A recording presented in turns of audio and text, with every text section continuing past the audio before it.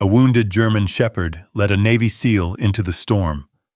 What they found would expose a deadly secret no one expected. Snow buried the Bitterroot Mountains as former Navy SEAL Daniel Hayes and his aging K9 Atlas held watch inside a silent cabin. Then came a desperate scratching at the door. A bleeding mother dog and her pups stumbled in, but she didn't come for shelter. She came with a warning, and before dawn, Daniel would follow her into something far more dangerous than the storm. Comment 1 or 0 and tell me where you're watching from. The storm did not arrive all at once. It crept in low over the Bitterroot Mountains like something alive, gathering strength in the dark hours before sunset. First came the wind, thin and whispering through the tall pines that surrounded the isolated cabin. Then the snow followed, soft at first, drifting sideways in quiet sheets. But by nightfall, the mountain had disappeared entirely beneath a violent white fury that erased distance, swallowed sound, and turned the world into a place where no one should be outside. High above the valley, where no road was cleared and no light reached from town, a single wooden cabin stood against the storm. Inside, Daniel Hayes sat alone beside the fire. The flames flickered across the rough log walls, casting shadows that moved like ghosts in the corners of the room. The cabin was simple, built for survival, not comfort. Stacked firewood along one wall, a heavy oak table scarred by years of use, a rifle resting within reach near the door. Everything had its place. Everything was controlled. Daniel preferred it that way. At 38, his body still carried the hard, efficient strength of a Navy SEAL. Broad shoulders, steady hands, movements that wasted nothing. Even now, years after leaving the service, he sat upright in the worn chair as if still on watch, his boots planted firmly on the wooden floor, his posture alert despite the quiet. But it was his eyes that told the truth. Steel gray, sharp and distant, like a man who had seen too much and trusted too little. Across the room, lying near the hearth, was Atlas. The German shepherd was older now.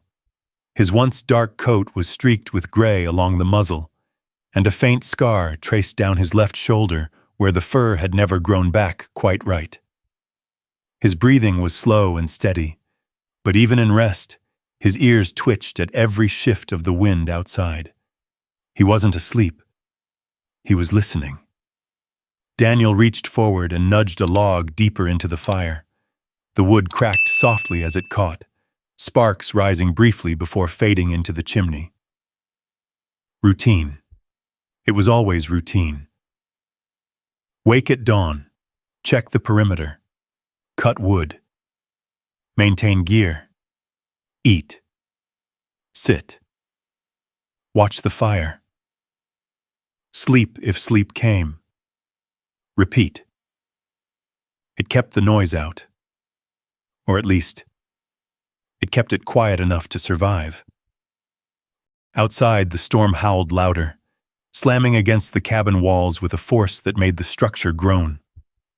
Snow piled against the windows, turning the world beyond into a shifting blur of white and shadow. The wind carried a sound that most people would call thunder, but to Daniel, it was something else entirely. It was too sharp, too sudden, too much like distant explosions echoing across desert hills. His jaw tightened. For a moment, the firelight flickered, and the cabin was gone. In its place came heat, sand, the smell of metal and dust, the roar of rotor blades cutting through the sky, voices shouting over the chaos, and Atlas, young, fast, unstoppable, running ahead. Daniel blinked hard, forcing the image away. The cabin returned, the fire, the storm. He exhaled slowly, steadying himself, pressing his palm briefly against his thigh, as if grounding himself back into the present. "You're here," he muttered under his breath. Across the room, Atlas lifted his head slightly, watching him, always watching. The dog didn't move, but his gaze held a quiet awareness, as if he understood more than any human ever could. Daniel looked away first. Another gust of wind struck the cabin, harder this time, rattling the shutters and sending a thin line of cold air through the seams of the door. Snow hissed against the wood like sand. No one would be out there tonight. No one with any sense. The nearest town was miles down the mountain, and even that road would be buried by now. No headlights. No engines. No voices. Just the storm. Just the mountain. Just silence. Daniel leaned back in the chair, wrapping his fingers around a metal cup of black coffee that had long since gone lukewarm. He took a slow sip anyway. The bitter taste familiar, grounding. Then it came. A sound that did not belong. Soft, uneven, almost lost beneath the roar of the wind. Scratch. Daniel didn't move. His hand froze mid-air, the cup hovering just inches from his lips. He listened. For a second, nothing followed. Just the storm. Just the endless rush of wind and snow. Then, scratch. Closer this time. Lower. Against the door. Every muscle in his body went still. The transition was instant. The man sitting by the fire disappeared, replaced by something sharper, older, harder. Training took over. Daniel set the cup down slowly on the table without a sound. His eyes shifted toward the door, narrowing slightly as he focused, filtering through the noise of the storm for anything out of place. Atlas was already on his feet. The old dog didn't bark, didn't growl. He stood silently, body angled toward the door, ears forward, every line of him alert. That alone was enough. Atlas didn't react like that without reason. Another scratch came, weaker now, followed by something else. A faint sound, so small it almost vanished in the wind. A whimper. Daniel's chest tightened. Not human. Animal. But that didn't make it safe. His mind moved quickly, calculating. A wounded animal could be desperate, dangerous. A wolf driven close to starvation. A mountain lion pushed too far by the storm.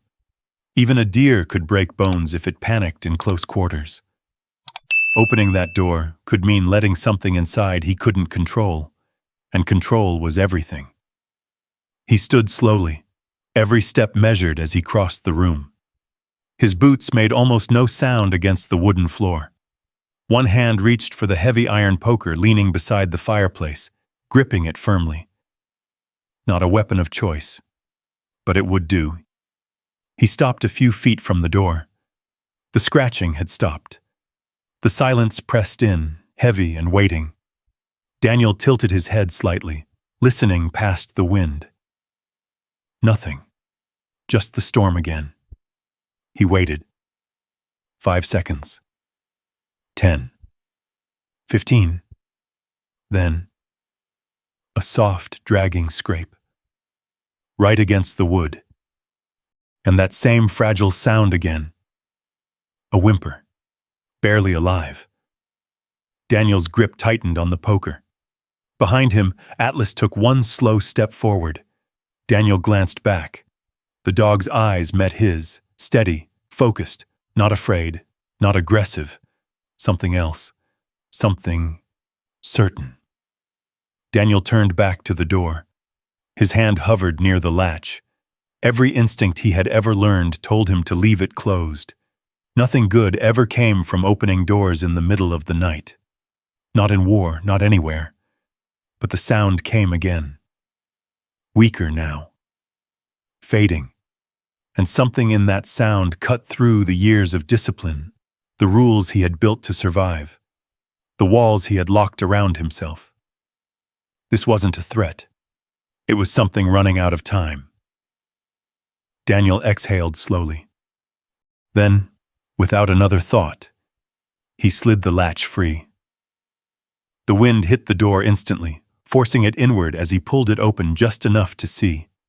Snow and freezing air exploded into the cabin, swirling around his legs, biting through his clothes like needles. For a split second, there was nothing but white. Then lightning flashed across the sky, and in that brief, stark light, he saw them. A German shepherd stood on the threshold.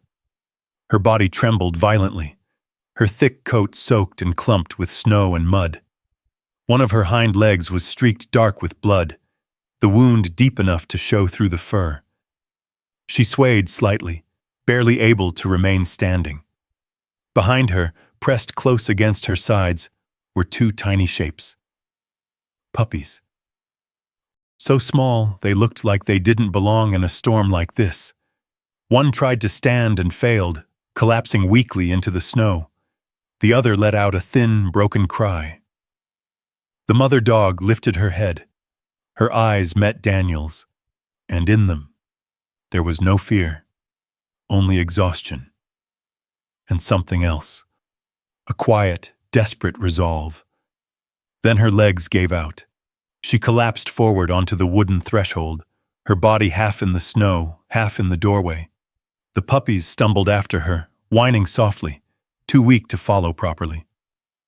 For a moment, Daniel didn't move. The storm roared behind them. The cold rushed into the cabin. Time seemed to hold its breath. Behind him, Atlas stepped closer, not tense, not aggressive. He came to Daniel's side and sat. Just sat, watching, waiting. Daniel looked down at the broken shape of the dog at his feet, then at the two trembling puppies trying to press against her, then back at Atlas. The old dog didn't look at him. His eyes stayed fixed on the mother, but his presence said everything. This was not a threat. This was something else, something they couldn't ignore. Daniel's jaw tightened. For years he had kept the world out.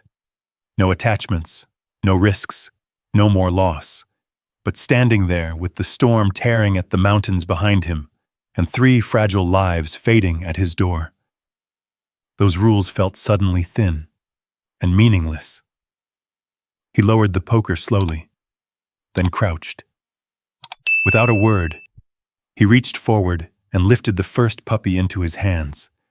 It was freezing, too light, barely breathing. The second followed quickly, pressed against his chest as he stood and stepped back into the cabin. He didn't look at the mother. He didn't need to. The door remained open, an invitation, a choice. For a single heartbeat, she didn't move. Then, dragging her injured leg, the German shepherd forced herself forward and crossed the threshold. Inside, out of the storm. Daniel kicked the door shut behind them. The wind cut off instantly. The cabin fell back into silence, thick, warm, alive.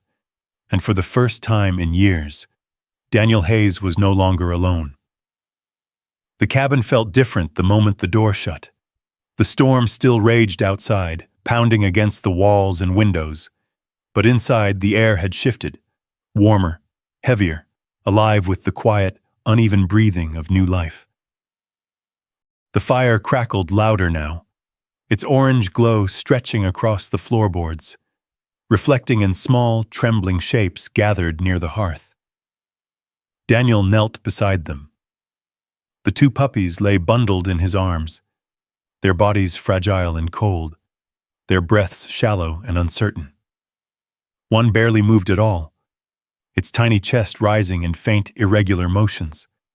The other whimpered softly, nudging weakly against his sleeve as if searching for warmth. "Easy," Daniel murmured, his voice rough, unused to softness. He set them down gently on an old wool blanket near the fire, his hands moving quickly but carefully. Years of training returned without hesitation. Triage first, emotion later. He grabbed a dry towel, rubbing them firmly but not too hard, working warmth back into their small bodies. Behind him, he heard it. A low, strained movement. The mother. Daniel turned slowly. She had dragged herself a few feet inside, just far enough to collapse completely onto the wooden floor. Her body trembled with exhaustion, her breath uneven, her injured legs stretched awkwardly behind her. Blood had seeped through her fur, dark and thick against the pale wood. But her eyes never left the puppies, even now, even on the edge of collapse. Atlas stepped closer to her, slow and deliberate. His posture was calm, controlled, but there was something deeper in his movement. Recognition, perhaps. Respect. He lowered his head slightly, sniffing the air, then the edge of her shoulder. The mother dog didn't growl, didn't bare her teeth. She simply watched him. And then, in a small, almost invisible motion, she relaxed. Daniel noticed. That alone told him more than anything else could.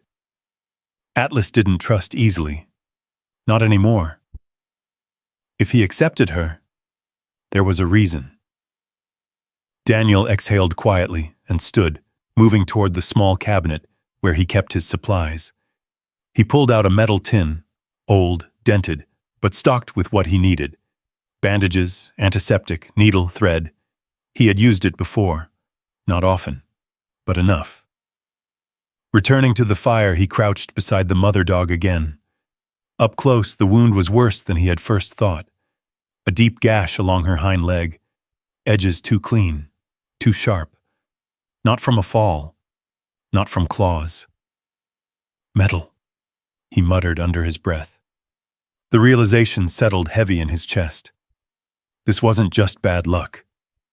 Something had done this, something deliberate.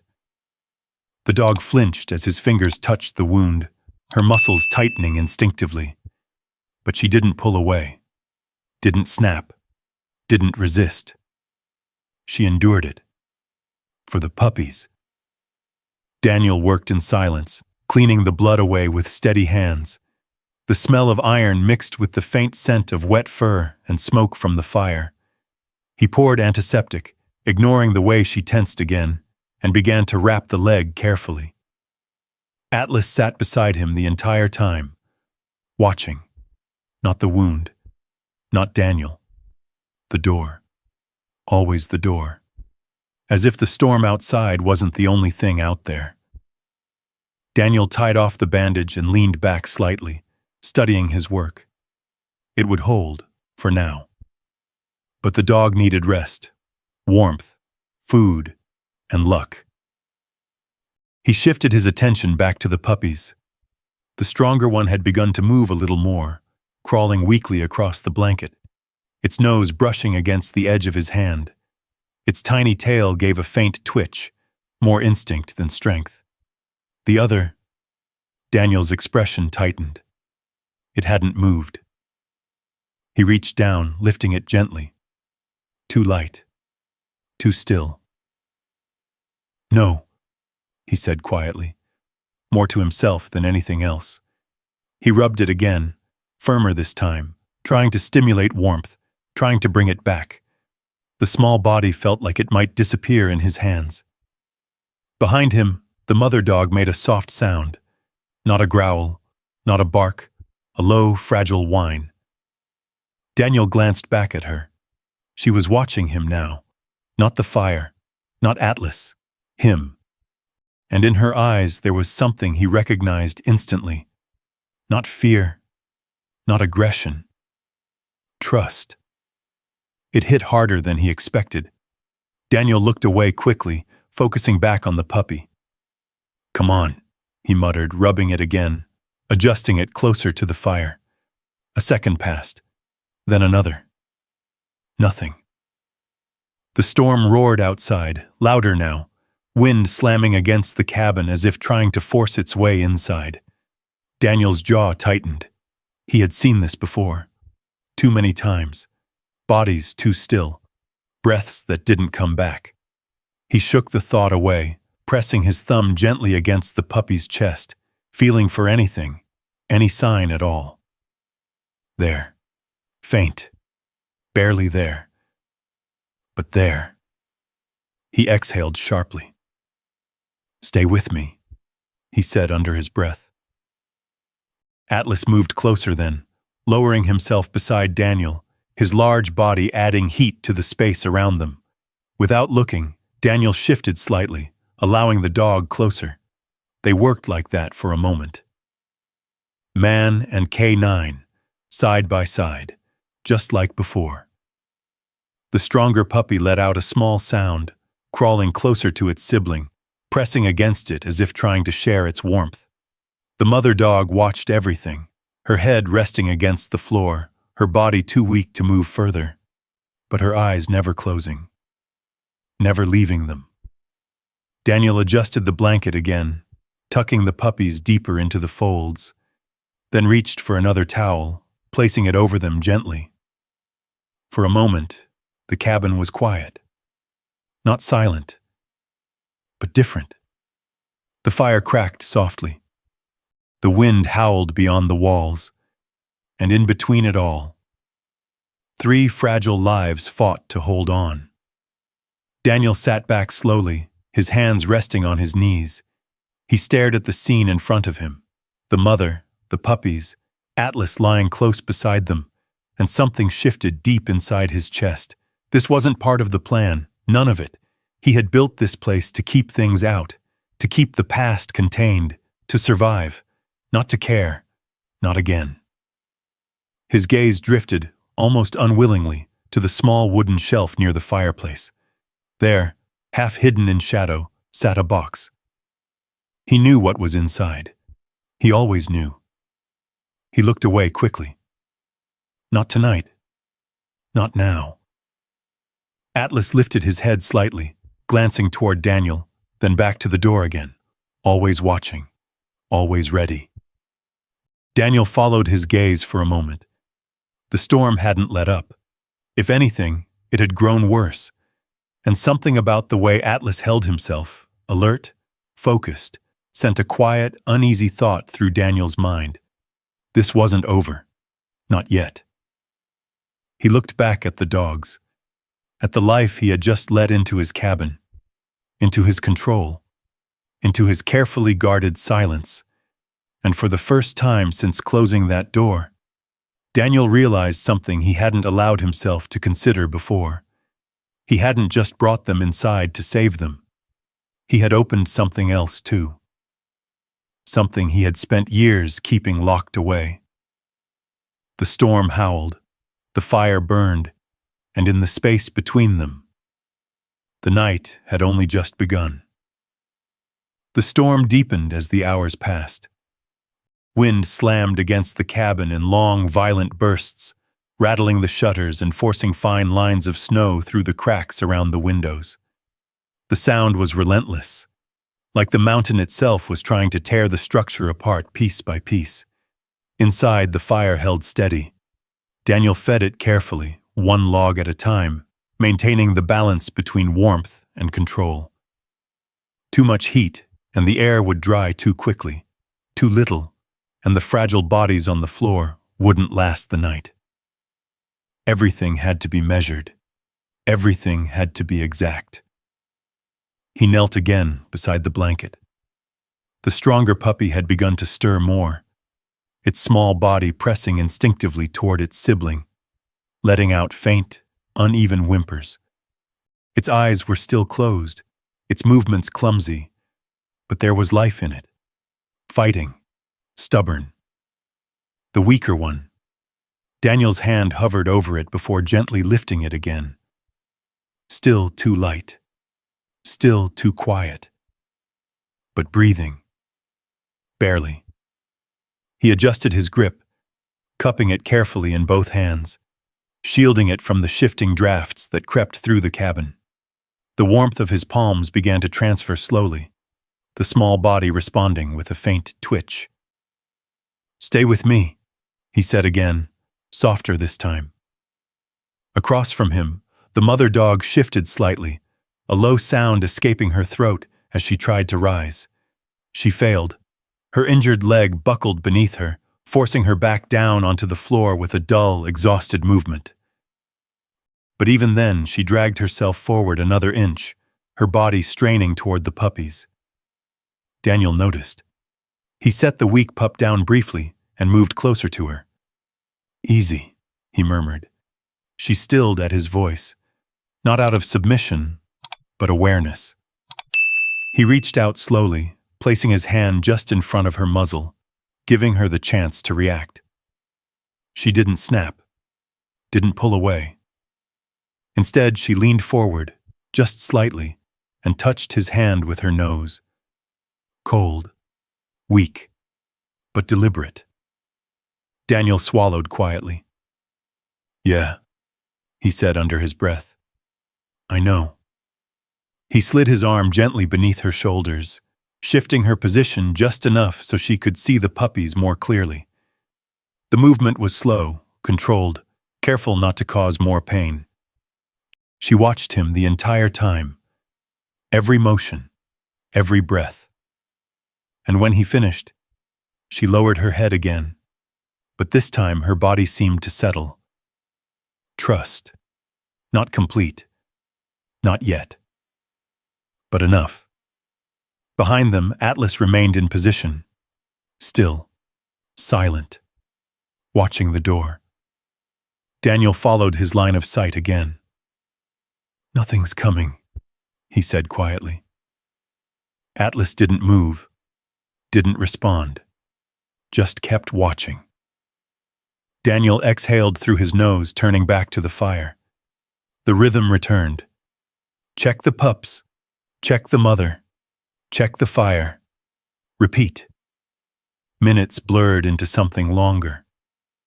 The storm outside erased any sense of time, turning the night into a single, endless stretch of wind and snow. At some point, Daniel found himself sitting back against the edge of the chair, the weak puppy resting against his chest beneath his jacket. He had wrapped it in a cloth and tucked it close, using his own body heat to stabilize it. It was instinct. Something older than thought. Something he hadn't used in years. Atlas shifted then, moving closer, his body settling against Daniel's leg. The contact was brief, subtle, but intentional. Daniel glanced down. The old dog's eyes met his. For a moment, neither moved. Then Atlas rested his head lightly against Daniel's knee, and the memory came. Not gradual, not distant. Immediate. A different heat. A different night. Gunfire cracking through the air, sharp and deafening. The smell of smoke and dust choking the lungs. Voices shouting commands that blurred together under the chaos. Atlas, young, fast, unstoppable, charging forward. Daniel shouting, "Too late." The explosion. The silence after. Daniel blinked hard, his breath catching slightly in his chest. The cabin snapped back into place. The fire, the storm, the weight of the small body against him. He looked down. The puppy. Still breathing. Still here. Not lost. Not this time. Daniel's hand tightened slightly around the cloth. "Not again," he whispered. The words barely made a sound, but Atlas heard them. The dog lifted his head just enough to press it more firmly against Daniel's leg, grounding him, anchoring him. Here. Now. Daniel closed his eyes for a brief second, then opened them again, forcing the past back where it belonged. Outside. Gone. The stronger puppy let out a sharper cry, pulling his attention back. It had managed to crawl closer to the mother, nudging weakly against her side, searching for warmth, for something familiar. The mother responded instantly. Despite the pain, despite the exhaustion, she shifted her body just enough to shield it, her head lowering to lick the top of its small head. Slow, careful, determined. Daniel watched the movement in silence. There was no hesitation in her, no calculation, no fear of loss. Only purpose. protect them. Even now. Even like this, something in that simplicity struck him harder than anything else that night. He looked away, back toward the fire. The flames flickered, steady and controlled, unlike everything else. Time passed. The storm continued. And slowly, almost imperceptibly, the cabin began to change. The silence that had once been empty was now filled with small sounds. The faint breathing of the puppies, the occasional shift of the mother, the steady presence of Atlas beside him. It wasn't quiet anymore. It was alive. Daniel adjusted his position slightly, careful not to disturb the small body resting against him. He reached down, checking the weaker pup again. Still fragile, still uncertain, but warmer now, stronger than before. A small victory. He leaned back against the chair, his eyes drifting toward the door one more time. Atlas still watched it, unmoving, unwavering. And for the first time since the scratching had begun, Daniel felt it. Not fear. Not exactly. Something else. A quiet, persistent tension that sat just beneath the surface. The storm hadn't brought them here by accident, and whatever had done that to the mother was still out there, waiting. The fire cracked. The wind howled. And inside the cabin, 4 lives held on through the night, unaware that the danger had not passed, only paused. The storm did not weaken. If anything, it grew more violent as the night stretched deeper into darkness. Wind tore through the mountains in long, hollow cries, bending the trees until their branches scraped against one another like bones. Snow struck the cabin in sharp bursts, rattling the windows and burying the world beyond in a suffocating white silence. Inside, the fire still held. But something else had changed. Daniel felt it before he could name it. A tension. Low, constant, like a wire pulled tight beneath the surface. He sat forward slowly, the weak puppy still wrapped against his chest beneath his jacket. The small body was warmer now, its breathing more steady, though still fragile. Each rise and fall of its ribs felt like a quiet victory, temporary, uncertain. Across the room, the mother dog remained near the hearth. Her eyes were open, watching. Not Daniel, not the puppies. The door. Daniel followed her gaze. Atlas was already there. Standing, not pacing, not restless, still. Locked. His entire posture had shifted. It was subtle, so subtle most people would miss it. But Daniel didn't. He knew that stance, had seen it in deserts, in alleyways, in broken villages where danger hid in silence. Atlas wasn't reacting to the storm. He was listening through it. Daniel slowly lowered the puppy back onto the blanket, making sure it was close enough to the fire, close enough to its sibling, then rose to his feet. "What is it?" he asked quietly. Atlas didn't respond. His ears remained forward, body angled toward the door, muscles held just tight enough to move in an instant if needed. Daniel stepped closer. The storm filled the space with noise, wind, snow, the distant crack of something breaking somewhere in the forest. But beneath it, there was something else. Faint. Irregular. Not the storm. Not natural. Daniel's breathing slowed. He tilted his head slightly, focusing, filtering. There.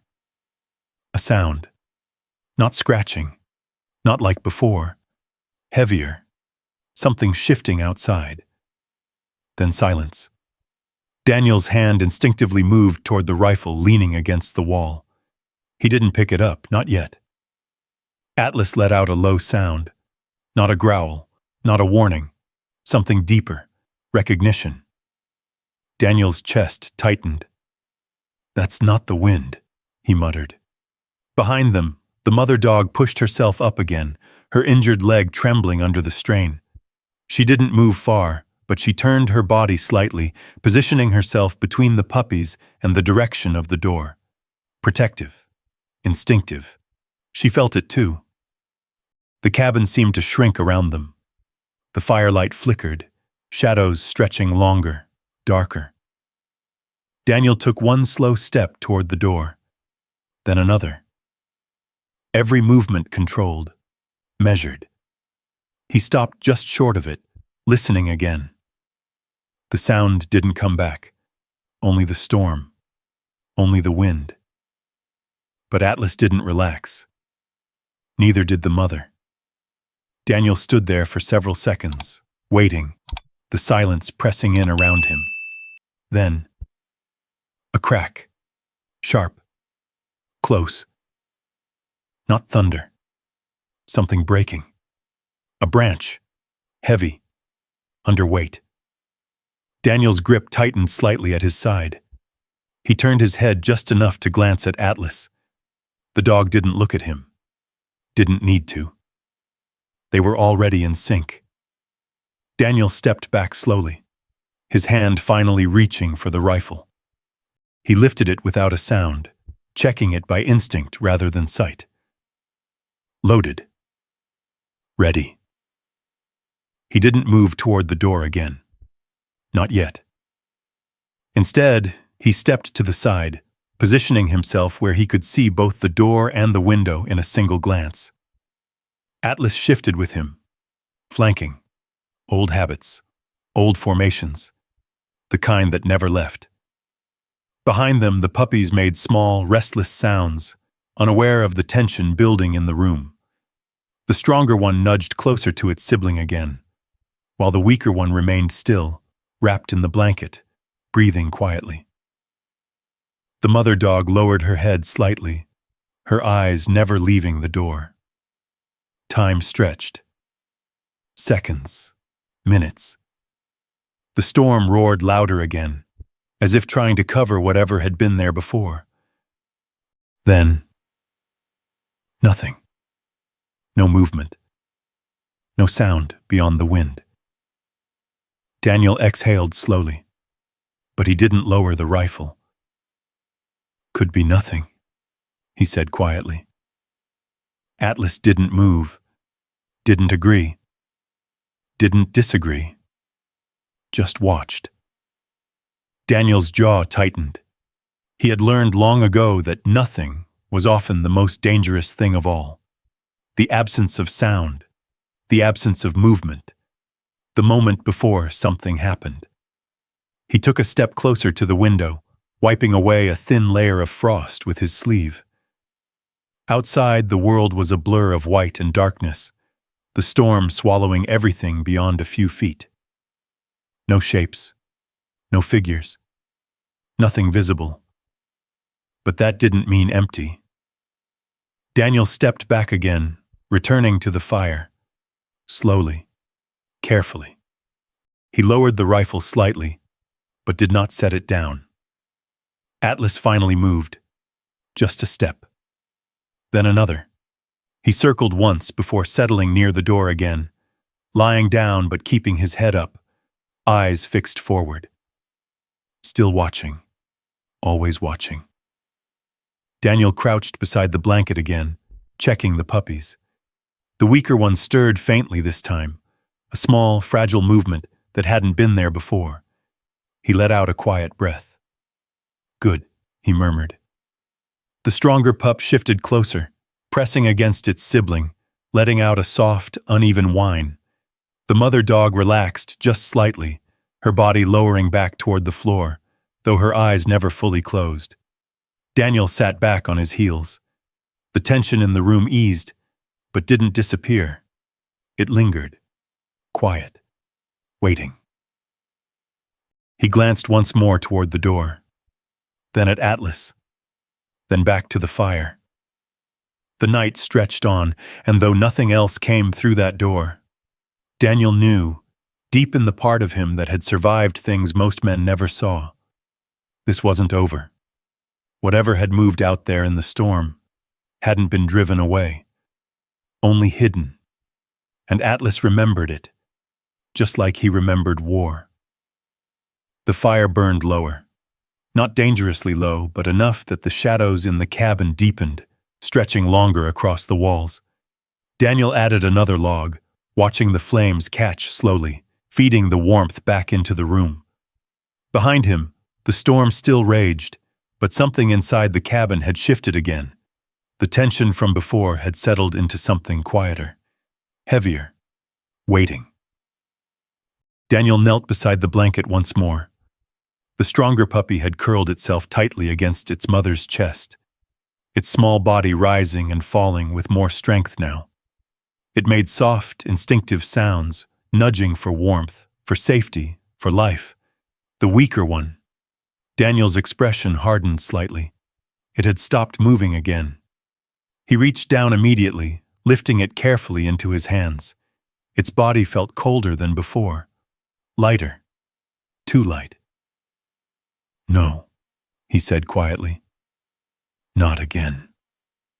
He adjusted his grip, rubbing it gently but firmly, trying to bring circulation back, trying to force warmth into a body that seemed determined to slip away.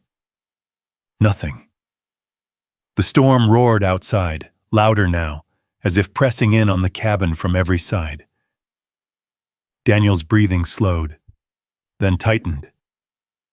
He had seen this before. Too many times. The moment where everything hung on something small, something fragile, something that could vanish in a second.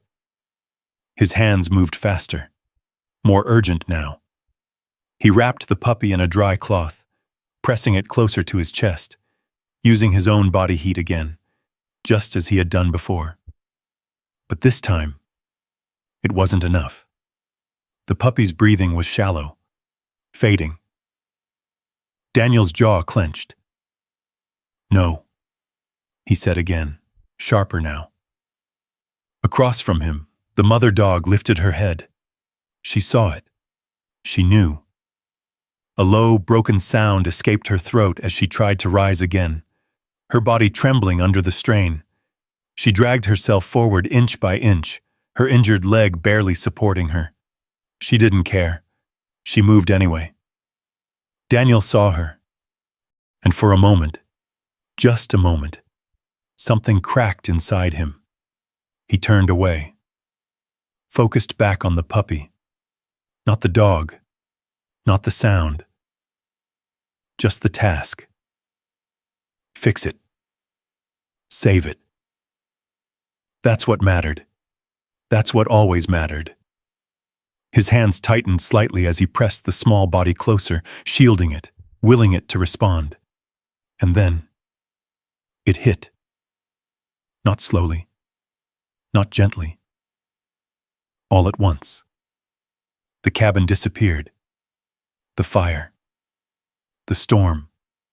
The mountains. Gone. In their place, heat. Blinding sun. Dust choking the air. The sharp, violent crack of gunfire tearing through everything. "Move!" someone shouted.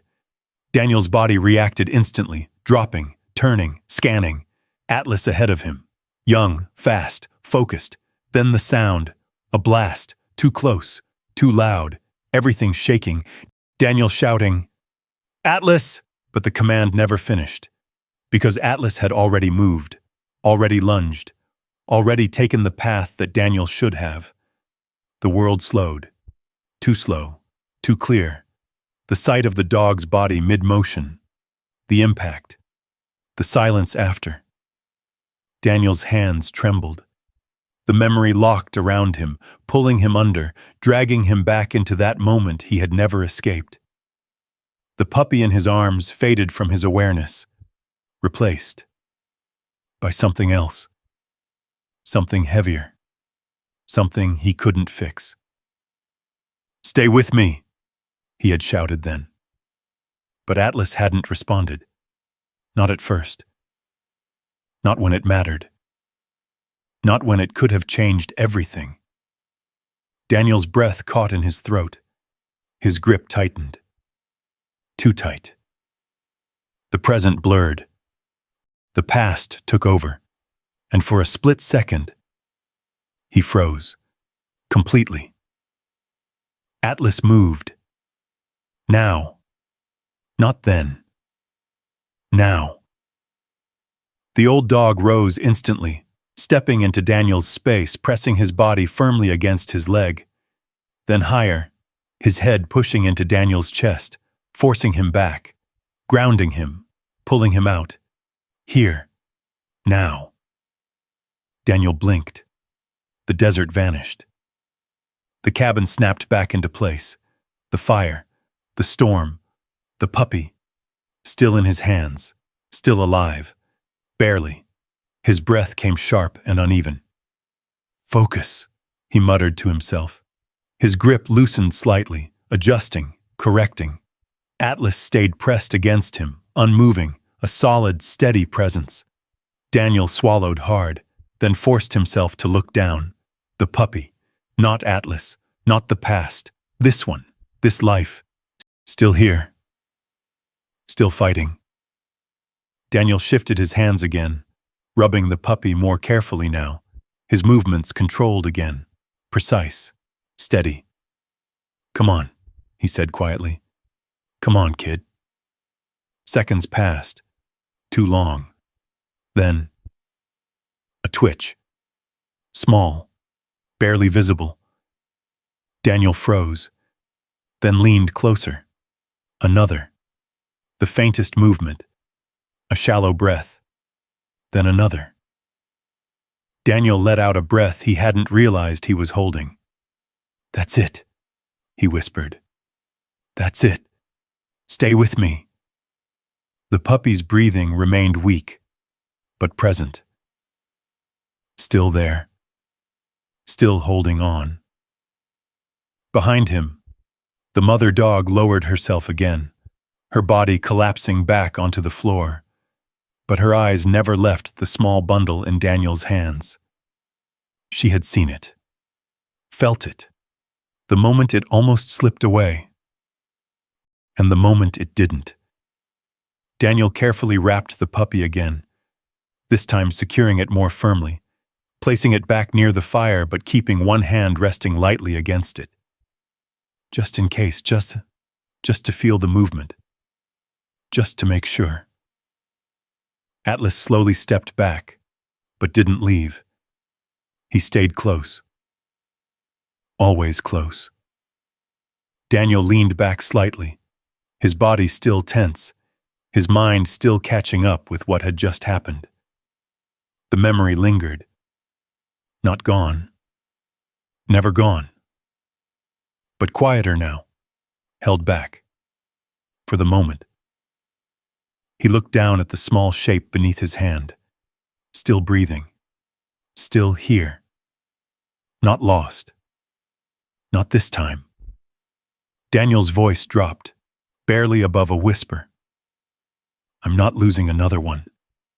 The words settled into the cabin, heavy and real.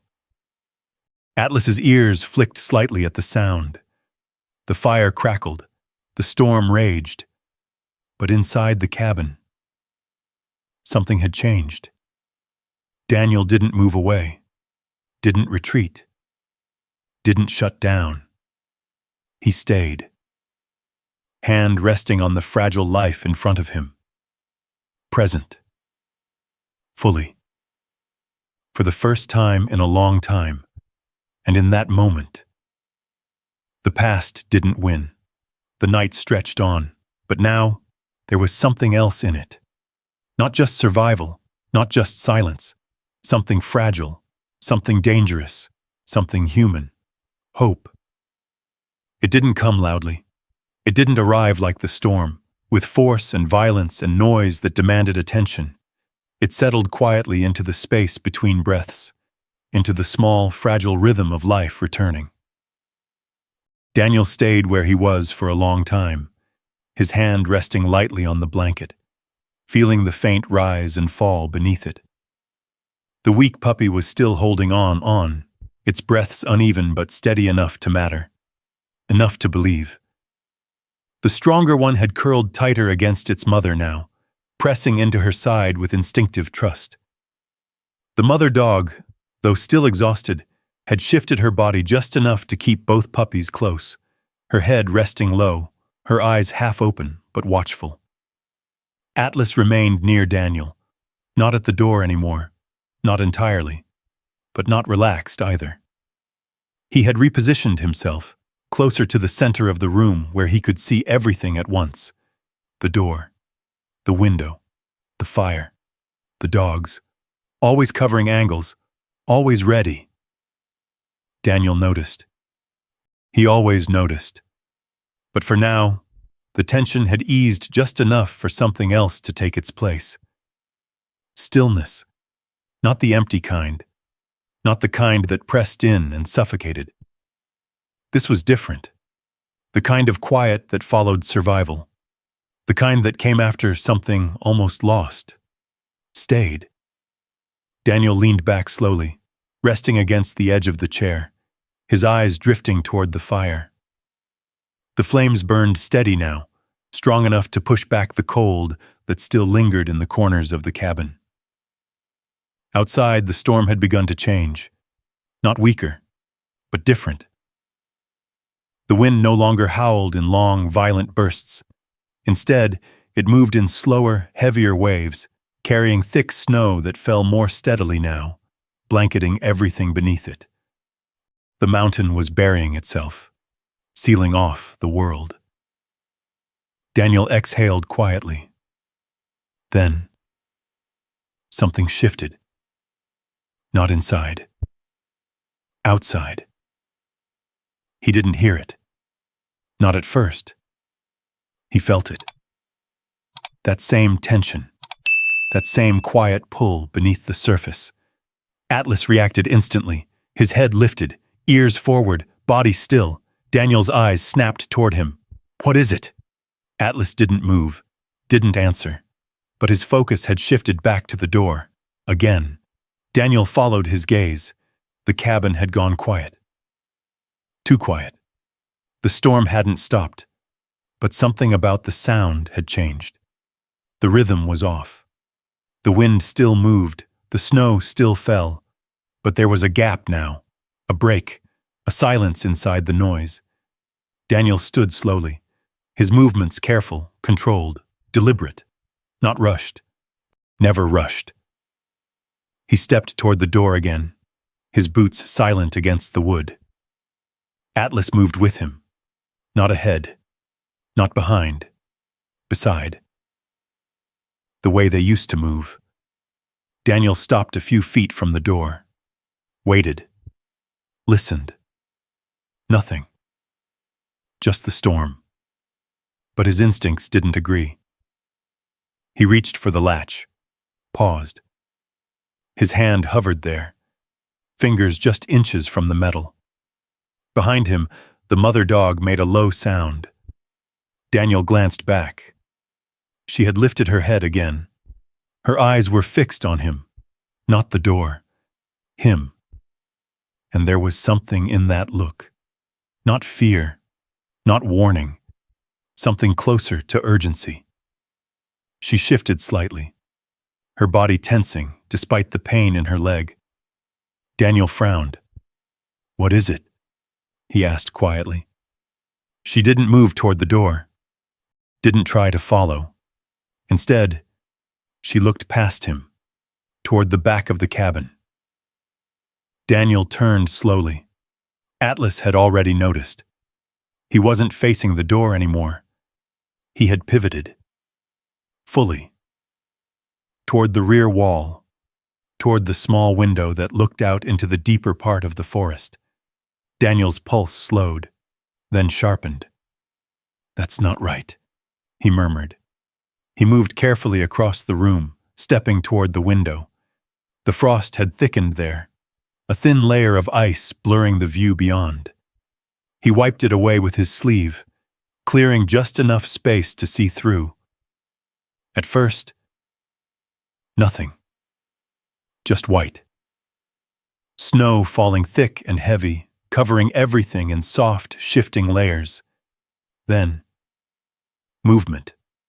Far back, near the tree line. Daniel's eyes narrowed. Something dark. Low to the ground. Moving, then gone. The wind shifted, snow sweeping across the space, erasing whatever had been there. Daniel held still, waiting, watching. His breath slowed, measured, focused. Behind him, Atlas let out a low, controlled growl. Not loud, not aggressive, but certain. Daniel stepped back from the window. "That's not an animal," he said quietly. The words felt wrong the moment he said them.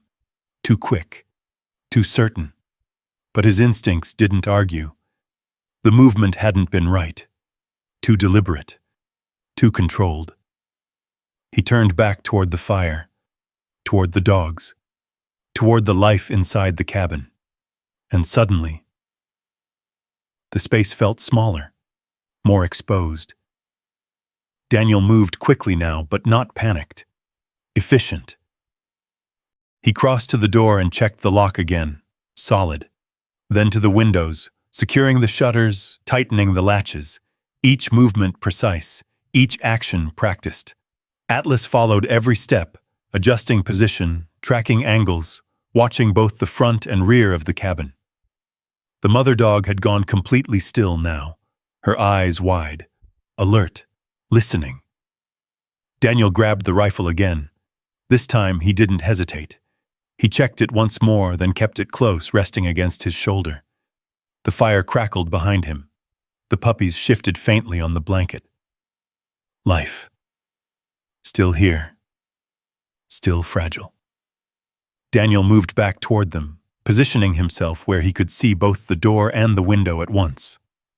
A defensive line. Instinct. Atlas settled beside him again, but not lying down this time. Standing. Ready. The storm pressed in again, louder now, as if trying to reclaim the silence it had lost. The wind howled, the snow fell harder, and whatever had moved beyond the trees did not return. But it didn't leave either. Daniel knew that. He felt it. That quiet, waiting presence just beyond the reach of the firelight. The kind of danger that didn't rush in, didn't attack blindly. The kind that watched, measured, waited for the right moment. Daniel tightened his grip on the rifle. His voice dropped, barely above a whisper. Not tonight. Atlas didn't look at him. Didn't need to. He already knew. The night stretched on. The storm continued. And inside the cabin, man and dog stood watch together once more. Not against the past, but against something waiting in the dark. The night did not end. It stretched on in fragments, minutes that felt longer than they should, broken only by the shifting rhythm of the storm and the quiet, watchful presence inside the cabin. Daniel did not sleep. He remained where he stood for hours, the rifle never leaving his side, his body locked into a stillness that came not from calm, but from control. Atlas stayed with him, adjusting position only when necessary, always keeping the door and window within view. The mother dog did not rest either.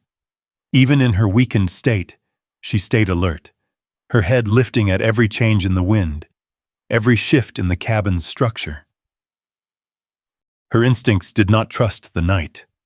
Neither did Daniel. But eventually, the storm changed. Not suddenly, gradually. The wind lost its sharp edge. The snow fell heavier but quieter now, settling instead of striking. The mountain, once violent, began to sink into a deep, suffocating stillness. Dawn came without light. The sky outside remained gray, the world buried beneath layers of fresh snow that swallowed sound and erased all distance. The forest stood motionless, its tall pines weighed down by the storm, their branches bending under the weight. Silence returned. But it was not peaceful. It was the kind of silence that listened back. Daniel moved first, slowly, carefully. He stepped toward the window again, brushing away the frost that had formed overnight. The glass cleared just enough to reveal the slope beyond the cabin. Everything was white, unbroken. No tracks, no movement. No sign of anything that had passed through the night. But Daniel knew better. Storms covered things. They didn't erase them. Behind him, Atlas shifted. Not tense, focused. Different now. Daniel turned. The old dog had moved toward the door again. But this time there was no hesitation in his posture. No uncertainty. He wasn't watching anymore. He was waiting. Daniel's eyes narrowed. "You want out," he said quietly.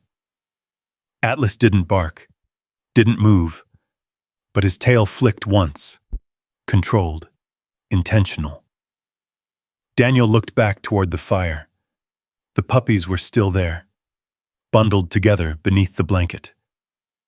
The stronger one had curled protectively around its sibling, both of them breathing steady now. The weaker pup, still fragile, but alive, still here. The mother dog had lifted herself slightly, her body tense again, her eyes fixed on Daniel. Not the door. Him.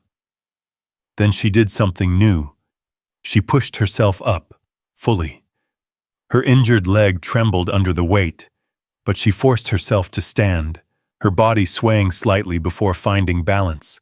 She took one step forward, then another, toward the door. Daniel's chest tightened. "No," he said quietly. "You're not going anywhere." She didn't listen, didn't stop. She moved closer, dragging her injured leg slightly, but determined. When she reached the door, she turned, not to look outside, but to look at him. And in that look, there was no fear, no confusion, only one clear, undeniable message. "Come." Daniel stared at her, then at Atlas. The old K9 had already shifted into position beside the door, his body aligned, focused, ready, not guarding, not defending, leading. Daniel exhaled slowly. "This isn't random," he murmured. The realization settled into him with quiet certainty. The storm hadn't driven her here. Not entirely. She hadn't just been looking for shelter. She had been going somewhere. And now, she was trying to go back. Daniel glanced once more at the puppies. Leaving them wasn't an option. Not like this. But staying meant ignoring something that both dogs clearly understood. He stepped forward, crouching briefly beside the blanket. His hand hovered over the smaller pup, feeling the steady, fragile rhythm beneath his palm. Still breathing, still holding on. He adjusted the blanket slightly, pulling it closer to the fire, then added another log to strengthen the heat. "Stay," he said quietly. It wasn't for the puppies. It was for himself. Daniel stood again. Decision made. He moved toward the wall, grabbing his heavier coat and pulling it on in one smooth motion. The rifle followed, slung across his shoulder. A small pack, already prepared, always prepared, went over his back. Atlas watched every movement, waiting. The mother dog stood at the door, her body tense with urgency, her breath visible in the cold air that seeped through the seams. Daniel reached for the latch, paused, then opened the door. The cold hit instantly, sharp, clean. The storm had softened, but the air still carried a biting edge that cut through clothing and skin alike. Snow stretched in every direction, the landscape transformed into something unfamiliar, something stripped down to shape and shadow. Atlas stepped out first. Confident. Sure. The mother followed immediately, her injured leg slowing her but not stopping her. Daniel stepped out last, pulling the door closed behind him. The silence outside was overwhelming. No wind, no distant sounds, just the soft crunch of snow beneath their boots and paws. The world felt empty. But it wasn't. Daniel knew that. Atlas moved ahead a few steps, then stopped, waiting. The mother dog took the lead. She didn't hesitate, didn't wander. She moved with purpose, cutting across the slope toward the tree line that marked the deeper forest beyond. Daniel followed, every step deliberate, every sense alert. The snow was deep, nearly to his knees in some places, but the dogs moved through it with practiced ease, their bodies adapted, their movements efficient. They entered the trees, and everything changed. The forest swallowed the light. Even in daytime, the dense canopy blocked much of the sky, turning the space into a muted world of shadow and gray. Snow clung to every surface, muffling sound, softening edges, hiding detail. Daniel slowed, scanning, reading, looking for anything out of place. At first there was nothing, just trees, snow, silence. Then Atlas stopped, abruptly. His body stiffened, head lowering slightly as he focused on something ahead. Daniel moved up beside him. What is it? Atlas didn't move. The mother dog pushed forward, ignoring the pause, her body driven by something stronger than caution. Daniel followed her line of movement, and then he saw it. A break in the snow, subtle, easy to miss, but wrong. The surface had been disturbed, just slightly, where something had pressed through, then been covered again by falling snow. Daniel crouched, brushed the area with his gloved hand. Beneath the fresh layer, there it was. A mark, straight, too straight, not natural, metal, partially buried. Daniel's stomach tightened. He cleared more snow away. Slowly, carefully, the shape revealed itself, a steel trap, open, waiting, its jagged jaws hidden just beneath the surface, positioned perfectly along what looked like a narrow animal path. Daniel leaned back slightly, his eyes scanning the area. Then he saw more. Another. 10 feet away. Then another. Further down the line. A pattern. Deliberate. Calculated. The snow hadn't hidden them. It had disguised them. Daniel's jaw tightened. This wasn't an accident, he said quietly. Atlas let out a low growl. The mother dog stood just beyond the traps, her body rigid, her eyes locked on something deeper in the forest. Daniel followed her gaze, and for the first time since stepping outside, he understood. She hadn't come to the cabin just to survive. She had come to show him something, and whatever it was still out there, watching, waiting. The forest held its breath, and Daniel realized they had just stepped into it. The forest felt tighter now. What had once been open space between trees now pressed in from every direction, the snow-muted silence turning heavy, almost suffocating. Every branch, every shadow, every uneven patch of ground carried meaning. Daniel moved slower, careful, measured. His eyes tracked the line of traps as they stretched deeper into the woods, placed with precision, spaced with intent. This wasn't random. It wasn't desperation. It was planning. Someone had built this. Atlas moved ahead, weaving between the hidden dangers with practiced awareness, his nose low, his body aligned with the path, as if following something invisible. The mother dog pushed forward as well, despite her injury, her pace uneven but determined. She didn't hesitate near the traps. She knew where they were. She remembered. Daniel followed them both, stepping only where Atlas stepped, trusting the path laid out in front of him. Trust your partner. The thought came uninvited, but it stayed. The forest sloped downward gradually, the ground shifting beneath the snow from solid to unstable. The trees grew denser, the light dimmer.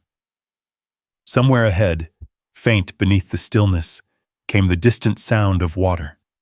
A creek, swollen from the storm. Daniel's boots sank deeper with each step, the snow giving way to softer ground beneath. Mud lurked under the surface, hidden, waiting. Atlas stopped again. This time it wasn't a warning. It was a pause. He turned his head slightly, checking behind him, checking Daniel. Daniel gave a small nod. "I'm here," he said quietly. Atlas moved again. The mother dog was several yards ahead now, her body tense, her movements sharper. Whatever she was following, whatever she remembered, it was close. Then, a sound. Small, sharp, a yelp. Daniel's head snapped to the right. Too late. One of the puppies, how had it followed, had slipped from behind them, its small body scrambling down the slope where the snow gave way to wet earth. "No!" Daniel shouted. The ground shifted. Mud loosened beneath the pup's paws, sliding, pulling it toward the edge of a shallow drop where the storm had carved a narrow wash through the forest floor. And just beyond, another trap. Half buried. Waiting. Daniel moved instantly. No hesitation. No thought. He lunged forward, boots slipping as he dropped to one knee, his hand reaching out. The puppy slid again. Closer. Closer. Daniel grabbed it, both hands closing around its small, trembling body, just as the earth beneath them shifted further, mud giving way, snow collapsing under the weight. For a moment, everything stopped. The world narrowed. The forest vanished. And it came back. Not here. Not now. Then. Heat. Dust. Gunfire tearing through the air. Atlas running ahead. Too fast. Too exposed. Daniel shouting, "Fall back!" But the command came too late. The blast. The shockwave. The silence that followed. Daniel's hands tightened instinctively. Too tight. The small body in his grip shifted. Alive. Not Atlas, not then, now. But his mind didn't catch up. Not fast enough. His breath shortened. Vision narrowed. The forest blurred into something else. A battlefield that never left him. He froze. Just for a second. But a second was enough. The mud beneath his knee gave again, pulling him lower toward the unstable edge. The puppy let out a weak cry. And that broke through. A sharp bark cut through the moment. Atlas. Close. Loud. Commanding. Not a warning. An order. Daniel's head snapped toward the sound. Atlas stood just above him, body rigid, eyes locked onto his with fierce intensity. Here. Now. Move. Daniel blinked. The desert shattered. The forest returned. The cold hit his face. The weight in his hands shifted again. The puppy, still there, still alive. Move, Daniel muttered to himself. His grip adjusted instantly, correct, controlled, firm but not crushing. He planted his other hand into the snow, pushing his body up, shifting his weight carefully away from the unstable ground. Slow, steady. Don't rush. The mud slid again, but he adjusted, shifting his balance, pulling himself and the puppy back toward solid ground inch by inch. Atlas stayed close, watching, ready. The mother dog barked sharply from higher up the slope, her body tense, her injured leg trembling as she tried to move closer, but couldn't. Daniel reached firmer ground, collapsed back onto one knee, breathing hard. The puppy squirmed weakly in his hands, alive, unhurt. He let out a sharp breath. "You're okay," he said, his voice rough. "Easy. Easy." The small body trembled against his gloves, its tiny heart racing, but it was alive. Still here. Daniel pulled it close for a second, just long enough to steady himself.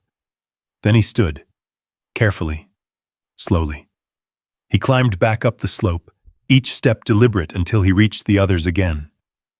The mother dog moved toward him immediately, her nose pressing against the puppy, checking, confirming. Alive.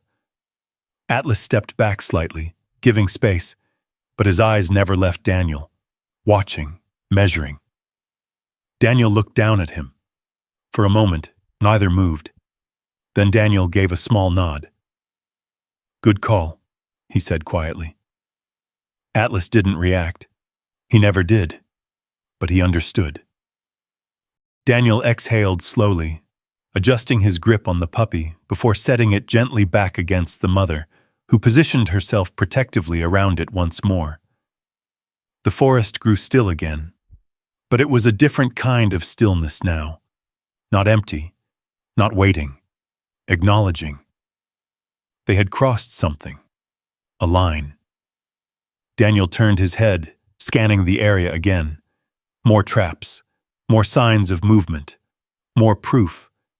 This wasn't just danger, it was territory, and they were in it. His voice dropped, quieter now, focused. "We're not alone out here." Atlas didn't need the words. He already knew. The wind moved faintly through the trees. The creek whispered somewhere below, and deeper in the forest. Something unseen shifted, watching them. The game had changed. And Daniel Hayes knew. This was no longer about survival. This was about what came next. The forest did not move, but it felt like it was watching. Daniel stood still for a moment longer, the weight of the realization settling into his bones. The traps, the pattern, the deliberate placement. None of it belonged to chance. Someone had built this. Someone was using it. And if that someone had been here recently, then they weren't far. Atlas shifted first. Not forward, not toward the traps, but slightly to the side, positioning. Daniel recognized it instantly. Flank awareness. The kind that came when a threat wasn't directly in front of you, but close enough to matter. Daniel's grip on the rifle tightened. "Stay close," he said quietly. The words weren't for the dogs. They were for himself. The mother dog remained near the puppies, her body low but alert, her ears angled toward the deeper forest.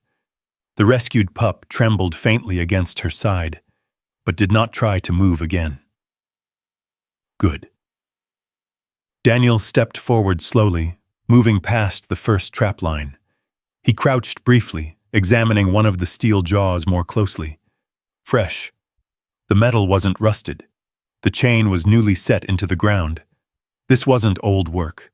This was active. He reached down carefully and disarmed it, pressing the release mechanism with steady hands. The jaws snapped shut with a sharp metallic crack, echoing faintly through the trees. Too loud. Daniel's head snapped up.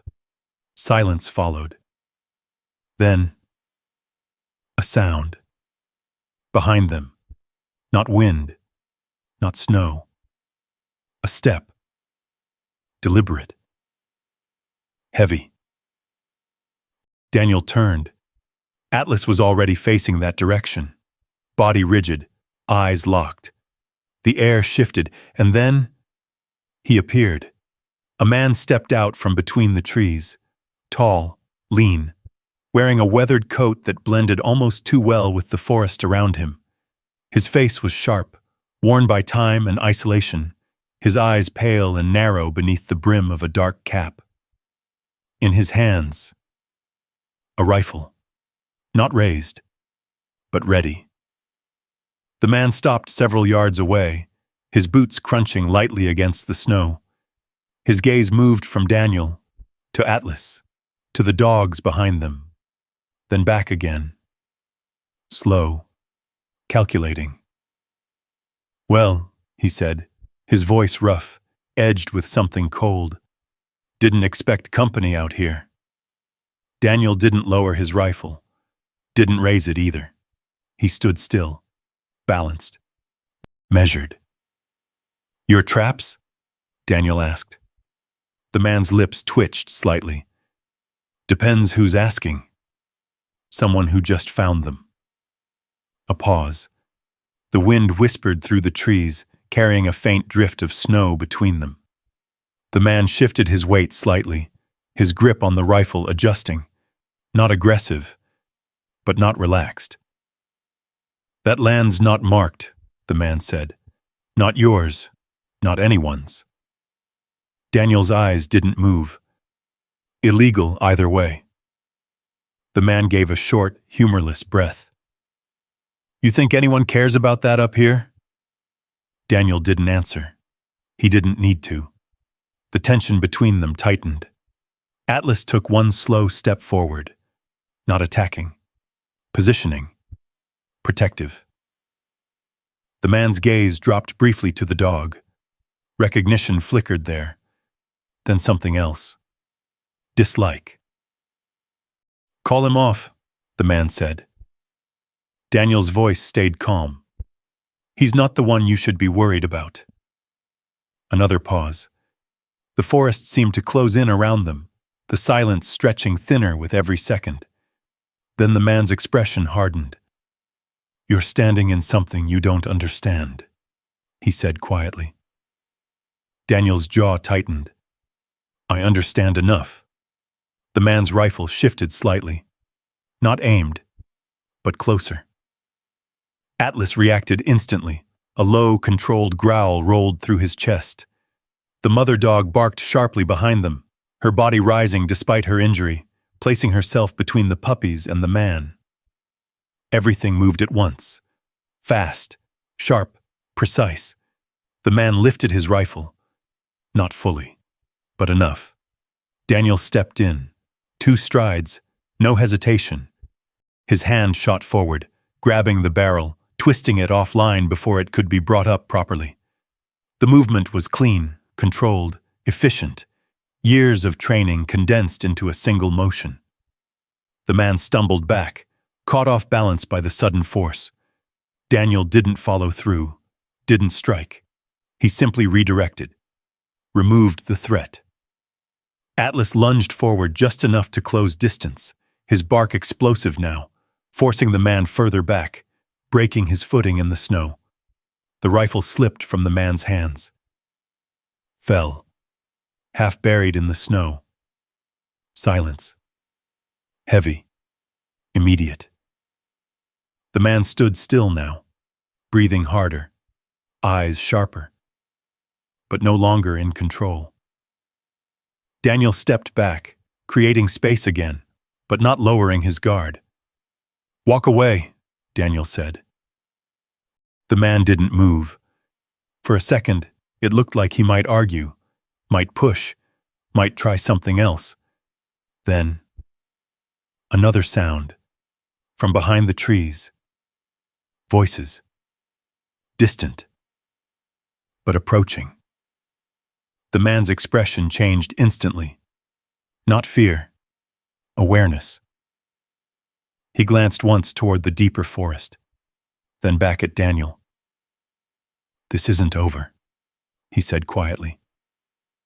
Daniel didn't respond. Didn't need to. The man turned, moved quickly, disappearing back into the trees the same way he had come. Gone. The forest swallowed him whole. The silence returned. But it was different now, broken.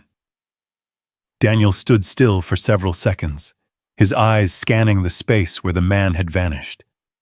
Waiting. Listening. Nothing followed.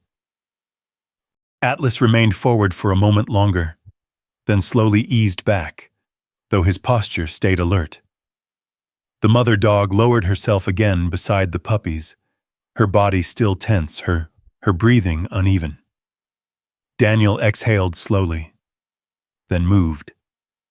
He stepped toward the fallen rifle, picking it up carefully before clearing the chamber and setting it aside, out of immediate reach.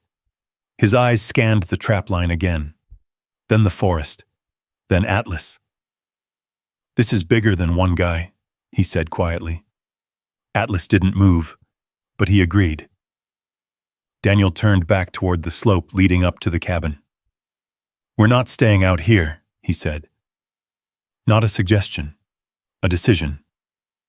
The forest had shown them enough, and whatever was happening was just beginning. Daniel took one last look into the trees, then moved. Back toward the cabin, back toward what mattered. But behind him, deep in the forest, the silence didn't settle. It shifted. Because now, they had been seen. The forest did not feel empty anymore. As Daniel led the way back up the slope, every step carried weight. Not just from the snow, not from the uneven ground beneath his boots, but from the awareness that something had shifted. Before, the danger had been hidden. Now it had a face, and it knew where he was. Atlas stayed close at Daniel's side, his movement quiet but deliberate, scanning constantly, front, flank, rear. The older dog didn't show fear. He never did. But his awareness had sharpened into something unmistakable. This was no longer caution. This was engagement. Behind them, the mother dog followed with slow determination, guiding the puppies as best she could. The stronger one stumbled along with surprising resilience, while the weaker pup stayed pressed close against her, still fragile, but alive, still holding on. Daniel glanced back once, checking their pace. They were slower than he wanted, but he wouldn't leave them. Not now. Not ever. The cabin came into view through the trees, its dark outline standing against the pale, endless snow. Smoke still curled from the chimney, a thin gray line rising into the cold air. Safe. For now. Daniel moved faster. Atlas surged ahead slightly, reaching the door first, his body positioning instinctively as Daniel approached. Daniel opened it quickly, ushering the dogs inside before stepping in after them and shutting it firmly behind him. The warmth hit immediately. So did the silence. But it was no longer the same silence as before. This one carried knowledge. Daniel leaned the rifle against the wall, then turned back toward the dogs. The mother collapsed near the fire again, her body finally giving in to exhaustion. The puppies curled tightly against her, their small bodies trembling less now, their breathing more stable. Alive. All three of them. Daniel stood still for a moment, watching, then exhaled slowly. Atlas moved past him, crossing the room to the blanket, lowering himself beside the new arrivals without hesitation. No tension. No doubt. Just presence. Daniel noticed. He always noticed. He walked over and crouched beside them again, his hand resting briefly on the stronger pup's back, feeling the warmth there now. Real. Sustained. Then he checked the smaller one. Still weak but breathing. Still here. Daniel nodded to himself, then leaned back slightly, his gaze shifting to the mother dog. She was watching him again. Not with desperation this time. Not with fear. but with something else. Something quieter, intentional. Daniel frowned slightly. "You didn't just wander in," he said softly. It wasn't a question. The realization had already formed. She had come with purpose. She had known where to go. And now, she had led him back. To the traps. To the man. To something bigger. Atlas lifted his head slightly, his eyes shifting toward Daniel. Daniel looked at him. "You knew," he said. Not accusing, not surprised, just stating it. Atlas didn't respond, but he didn't need to. He had sensed it from the start. The difference between danger and direction, between threat and message. Daniel leaned back, his mind working through it. "The traps, the pattern," he muttered. "This isn't just one guy." He stood, pacing once across the cabin, his movements controlled, but restless. Too organized, too clean, too recent. He stopped near the window, looking out into the white-covered forest. "They're clearing something," he said. Atlas remained by the fire, watching, listening. Daniel's eyes narrowed slightly. Animals gone, trails opened. No witnesses. He turned back. "And that dog," he gestured toward the mother. "She didn't run from it." He paused. "She escaped it." The words settled into the room, heavy, real. Daniel walked back toward the fire, crouching again, his gaze softening slightly as it rested on the 3 fragile lives in front of him. "She found us," he said quietly. Atlas's ears flicked. Daniel shook his head slightly. "No, not us." He looked at Atlas. "She found you." The realization hit deeper than he expected. A working dog, trained, disciplined. She had recognized something, not just shelter, not just safety. A partner, someone who would understand. Atlas.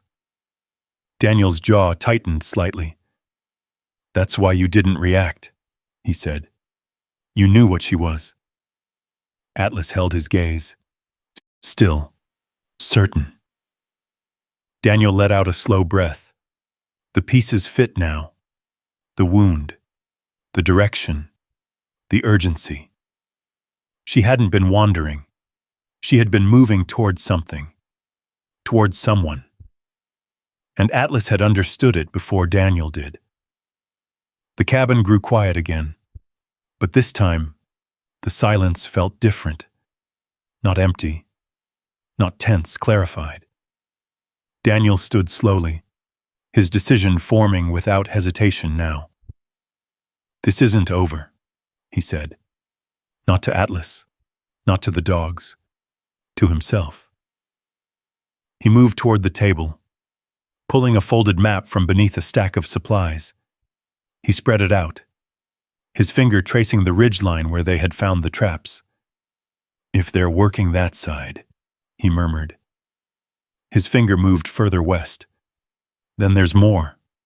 Atlas stood, moved closer, watching. Daniel tapped a spot on the map. "Logging routes," he said. "Old ones." His eyes darkened slightly. "They're using them." He looked up, toward the forest beyond the walls. "They think no one's watching." A pause, then, "They're wrong." Behind him, the fire cracked softly. The puppies shifted, their small bodies pressing closer together. The mother rested her head down again, but her eyes remained open, watching him, trusting him. Daniel glanced back at them, then at Atlas, and something settled into place. Not fear, not tension, purpose, the kind he hadn't felt in years. He nodded once, slow, certain. "We finished this," he said quietly. Atlas didn't move, but he was ready, The storm had brought them together. The forest had shown them the truth. And now, Daniel Hayes understood something he had spent years avoiding. His mission hadn't ended. It had just been waiting for the right moment to begin again. The cabin no longer felt like a place to hide. It felt like a place to prepare. The storm passed slowly over the next 2 days, leaving behind a landscape transformed. Snow softened under pale sunlight, melting just enough to reveal the dark earth beneath. The forest, once silent and suffocating, began to breathe again, drips of water falling from branches, distant calls of birds returning, the faint movement of life reclaiming the mountain. Inside the cabin, the change was even more noticeable. The fire still burned, but now it was part of something larger. Purpose. Daniel moved through the space with quiet efficiency, but the rhythm had shifted. No longer just routine. No longer just survival. Now everything had direction. The mother dog lay near the hearth, her body stronger each day, her wound healing under Daniel's careful treatment. The bandage had been replaced twice, cleaned with steady hands that remembered more than they forgot. She no longer flinched when he approached. She trusted him. The puppies had changed the most. The stronger one now moved with growing confidence, its oversized paws slipping slightly on the wooden floor as it explored the edges of the cabin. Its tail wagged in uncertain bursts, its curiosity overcoming fear. The smaller one still stayed close to the fire, but its breathing had stabilized, its eyes opening for the first time. Dark, searching, alive.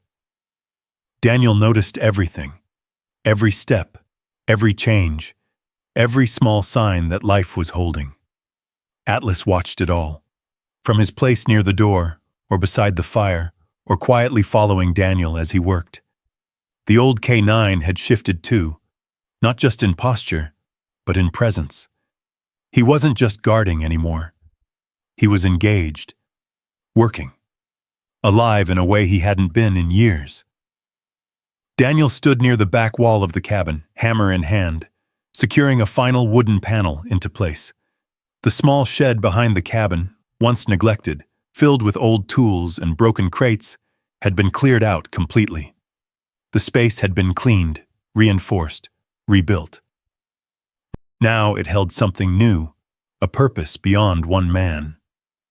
He stepped back, examining the structure through the open door. Inside, a table stood clean and ready. Shelves lined the walls, stocked with basic supplies, bandages, tools, blankets. A place for care, for recovery, for something more than isolation. Daniel wiped his hands on his pants and stepped outside, the cold air sharp but no longer hostile. The snow crunched under his boots as he walked a few steps into the yard, scanning the tree line automatically. Always scanning, but the tension had changed. It was no longer fear-driven. It was focused, controlled. A choice. Behind him, the door opened.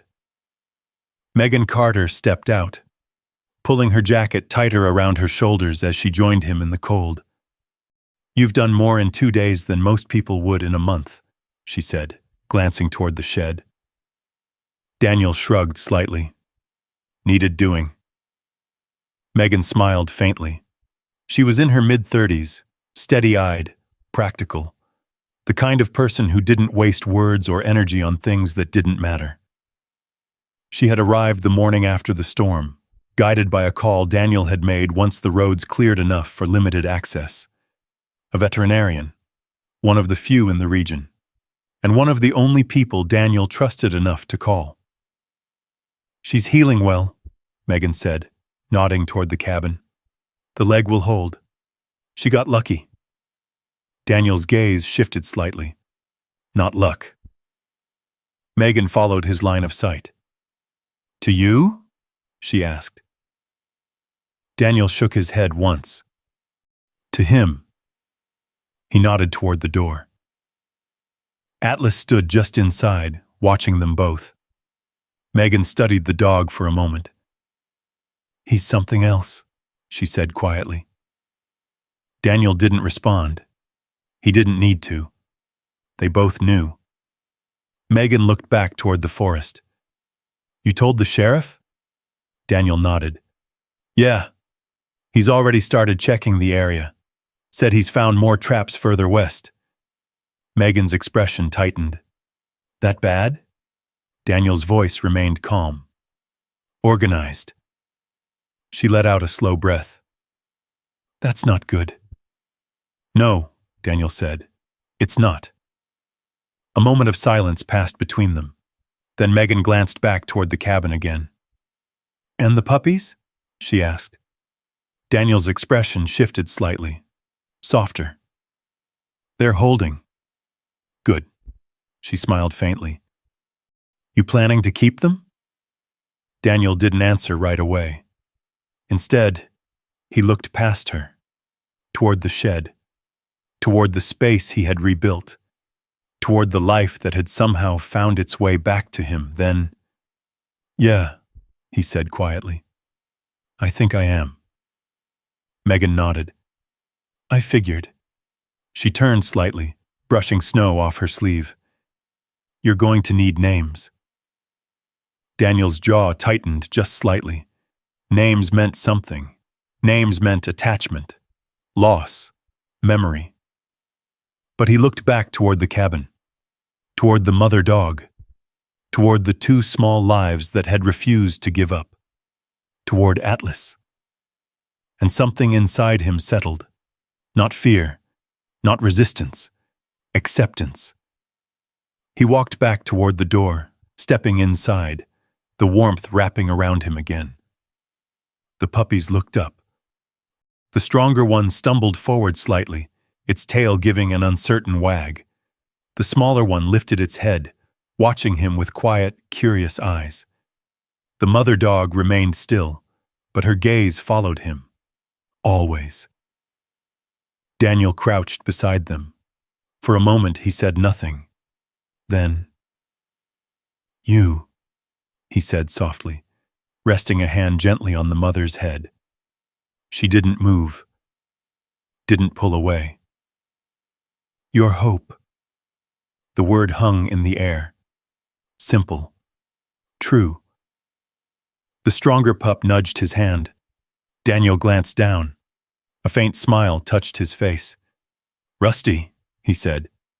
The color was there, just beneath the surface of its fur. Strong, stubborn, alive. The smaller pup shifted slightly, still fragile, still quiet, but watching, always watching. Daniel's voice softened. "And you," a pause. Then, "Scout." The name settled into place. Atlas watched from just behind him, silent, steady. Daniel reached out, resting his hand briefly against the old dog's shoulder.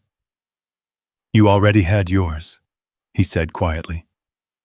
Atlas didn't move, but his presence filled the space. The cabin felt full now, not crowded, not chaotic, alive.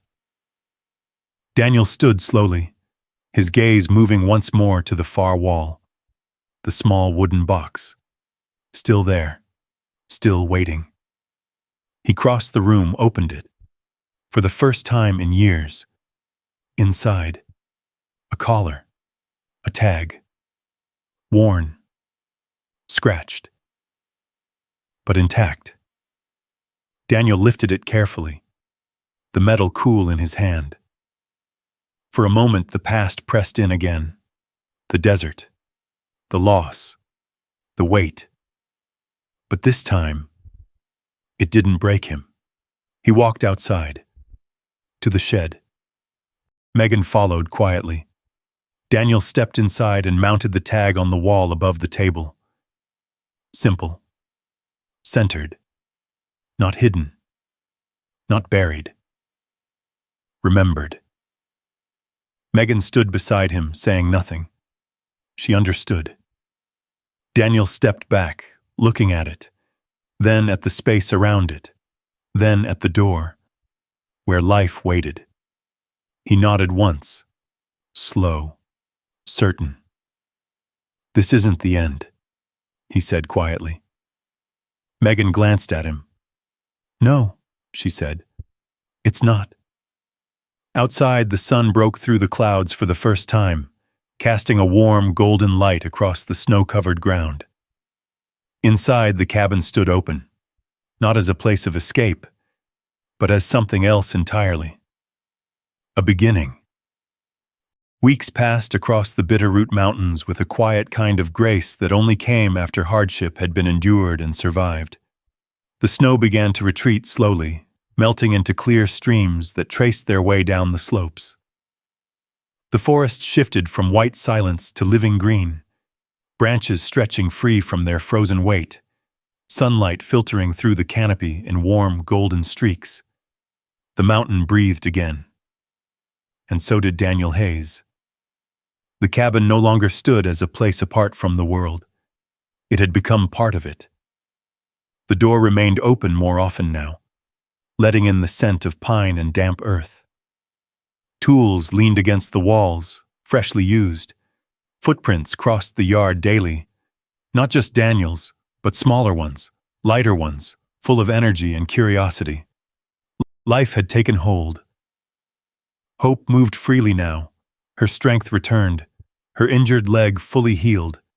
She walked with confidence again, her posture proud, her amber eyes clear and alert.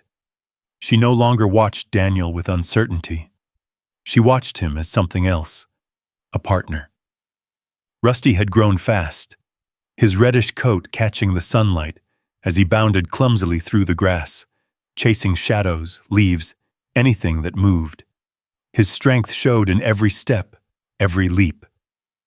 Scout followed differently, quieter, sharper.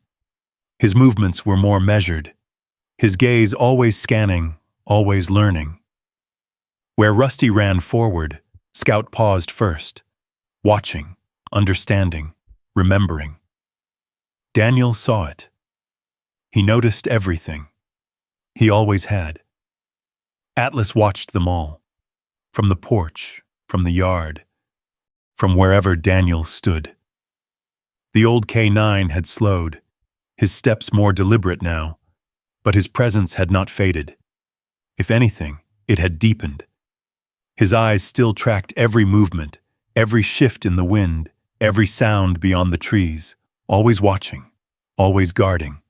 But now, he wasn't alone in it. Daniel stood on the porch, his arms resting lightly on the railing as he looked out over the land. The forest stretched wide before him, no longer something to hide from, but something to understand, to protect. The shed behind him had changed, no longer empty, no longer forgotten. Now it held purpose. Animals had already passed through it, injured, lost, abandoned. Word had spread quietly through nearby towns, through the sheriff, through Megan. They came when they needed help, and Daniel didn't turn them away. Megan's truck pulled up the narrow road once again, tires crunching over gravel and dirt. She stepped out with her usual calm energy, a small crate in her arms. "Another one?" Daniel asked, stepping down from the porch. Megan nodded. "Caught in a fence line. Nothing serious, but it won't last long out there alone." Daniel took the crate without hesitation. "I've got it." She smiled faintly. "I know you do." They walked toward the shed together, the late afternoon sun stretching long shadows across the ground. Rusty followed eagerly, tail wagging, while Scout stayed closer to Hope, watching everything with quiet attention. Atlas remained on the porch, observing. The work inside the shed was simple, clean, focused.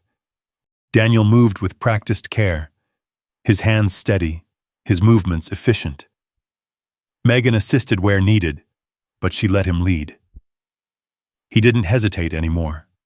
He didn't pull back. He didn't avoid the connection. He worked. And when the small animal inside the crate was settled, cleaned, and safe, Daniel stepped back, wiping his hands. Megan watched him for a moment. "You've changed," she said quietly. Daniel glanced at her. "Yeah," he said, not denying it, not questioning it, just accepting it. She nodded once. "Good." They stepped outside again. The sun was beginning to dip lower now, casting the mountain in warm golden light. The air was calm, the forest quiet, but not empty. Alive. Daniel walked back toward the porch. Atlas lifted his head as he approached. Daniel stopped beside him. For a moment, neither moved. Then Daniel lowered himself slowly, sitting on the step beside the old dog. The silence between them was not heavy, not strained. It was understood. Daniel rested his hand gently against Atlas's side. The steady rise and fall of his breathing. Still strong. Still here. Rusty and Scout ran past them, chasing each other through the tall grass. Their movements full of energy, full of life. Hope followed at a slower pace, watching over them, guiding them without needing to intervene. Daniel's gaze stayed on them, then shifted to the forest, to the horizon beyond. For a long time he had stood here for one reason: to keep the world out, to hold the line against everything that might come through it. But now, the meaning had changed. He wasn't standing guard against life anymore. He was part of it, protecting it, choosing it. Daniel exhaled slowly, the weight in his chest no longer sharp, no longer suffocating. Something deeper, something steadier. Peace. Not perfect, not complete, but real. He looked down at Atlas. "You did good," he said quietly. Atlas didn't respond. He didn't need to. He shifted slightly, leaning just enough to press against Daniel's leg. Still there. Still watching. Still his partner. Daniel looked back out at the mountain. The sun dipped lower. The light softened. And for the first time in years, he didn't feel like he was waiting for something to end. He felt like something had finally begun. The wind moved gently through the trees. The dogs played in the fading light.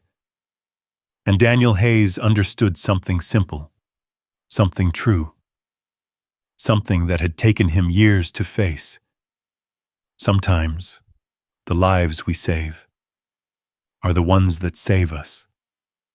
The mountain stood quiet. The cabin stood open. And the watch continued. Not out of fear, but out of purpose, out of love, out of life. If this story meant something to you, type "yes" in the comments. Let us know you believe in standing your ground and protecting what matters. Have you ever had to fight for something you refused to lose? Share your story below. We read everyone. And if you want more real stories about courage, loyalty, and justice out here in the land we call home, go ahead and subscribe. We'll see you in the next one.